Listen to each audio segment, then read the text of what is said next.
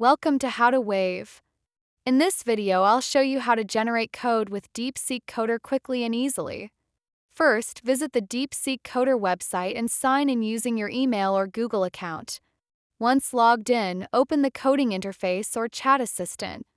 Enter your desired programming task, for example, generate a Python script for web scraping, and DeepSeek Coder will provide you with a complete functional code snippet.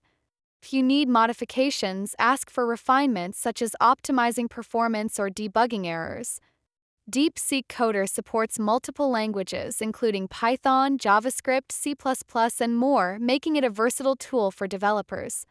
You can also use its API for automation or integration into your projects. Remember to review and test the generated code before deploying. That's it. Now you know how to leverage DeepSeek Coder for coding assistance. If this helped, share and subscribe to How to Wave for more tutorials.